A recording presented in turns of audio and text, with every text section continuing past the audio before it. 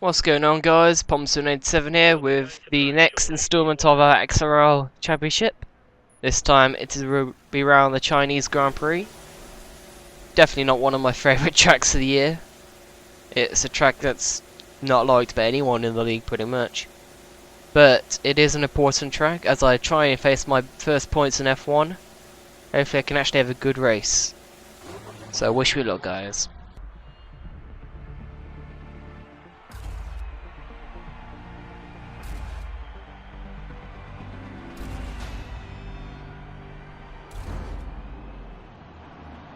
We sit in P12 again, as what we once again had a pretty poor qualifying session. Our teammate King Bowler's starting in P11, as he did qualify in pole, but he had a 10-second time penalty for some reason. Not quite sure why.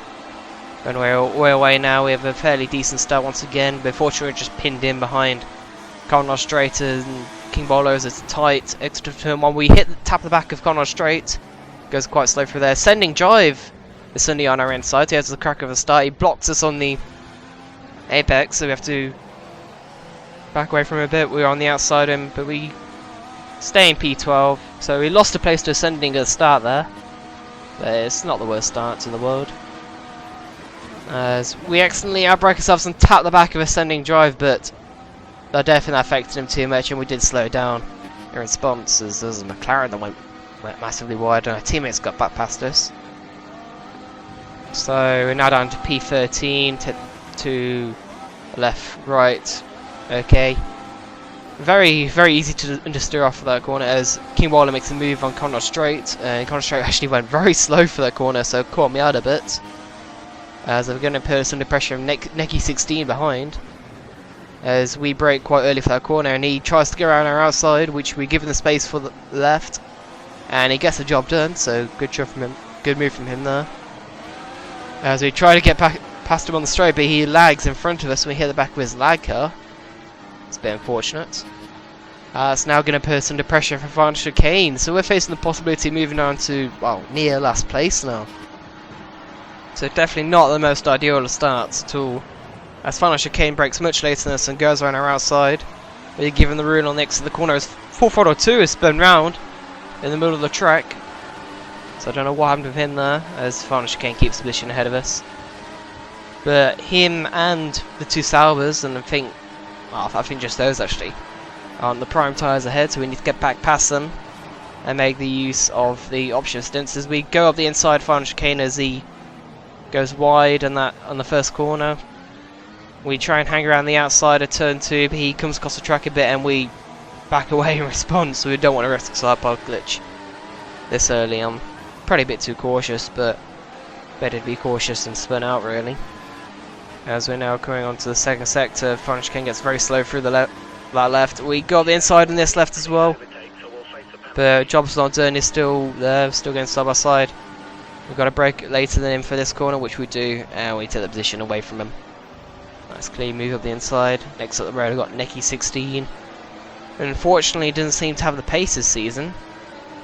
I think that's in part from using the wheel, and as we know, Codemasters haven't really got the difference between the pad and the wheel right this year. But hopefully I can make a move soon. Surely we can't make a move up here, we're way too far back. What we would do, we hit the apex and we get the job done. That was a very late move from us there. I think Necky 16 broke quite early. Then we're behind the two Saubers, which are fighting in front of us.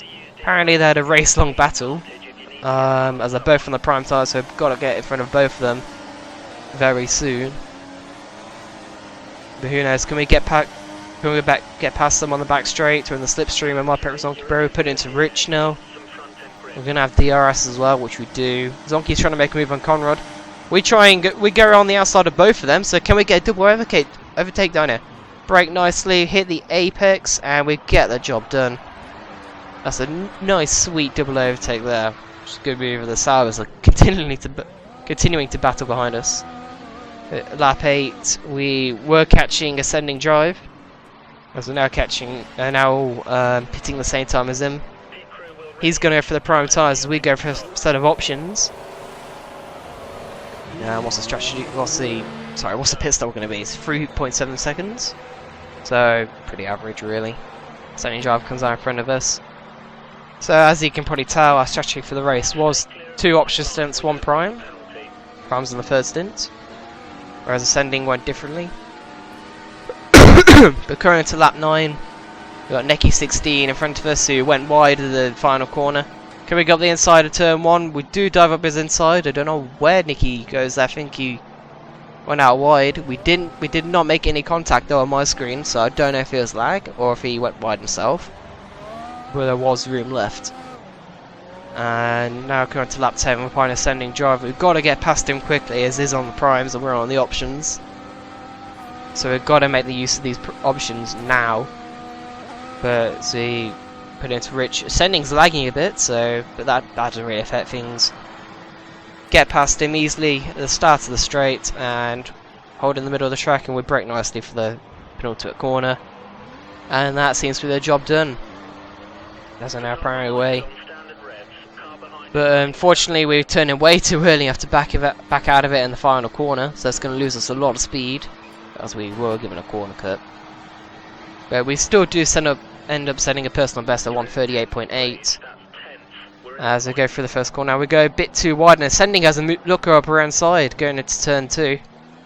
We have to give him the room, which we do, and it's still on our outside, but we have the better traction on the option tyres, and we keep it ahead for now. But he's still right there, so it's not over yet. We defend to the inside for the hairpin, but we brake ourselves just slightly. And Ascending's going to have a better run currently at this corner with side by side. But I'm still ahead, so I should still have track position for the long left, which I do. So it's a good battle so far between me and Ascending. So we turn him too early for the long right, and we miss the apex to the left. That's going to give Ascending another chance. We're given the room on the inside of that corner, and Ascending stays behind. As we're coming up for the braking zone for that corner, he taps you wide. So that's the lag tap there for you. Very disappointing. Ascending should have really given the position back, but didn't affect me too much and lost me a second, which we have caught back up to from the next lap. We're making a later move down into the hairpin using DRS, which we do. We brake a little bit later and of course sending out wide, but that was a fair move. So hopefully this time we've got the position, as I think a Sauber ahead of us pits, as my teammate King Bolus is the fastest lap of the race, no surprise there. But Ascending drive does have DRS, so defend to the inside of that corner, but then he just taps us wide. That's a massive tap off. Oh, we're gonna have dirty tyres and everything. Oh, that's really bad. So it looked like he tapped us off as I was going down from 4th to 3rd gear. If you had a closer look at my speedometer, you will see it increase speed as he tapped me off. But coming up 13, Squidder just makes a regular move down the inside, going to the hairpin. So he's got P9 ahead of us. As coming to that 15, my options are suffering a bit as Frio out drags us going out the snail section and gets into P9.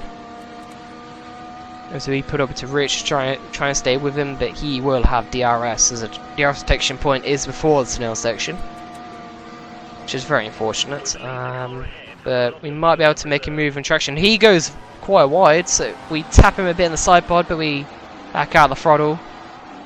And we're going side by side now, coming up to the final corner. We try hard around outside, but he keeps position ahead of us. That was a good move there, side by side for that corner. Lap 16, we've got a train of cars ahead of us. Hopefully we can get past some of them.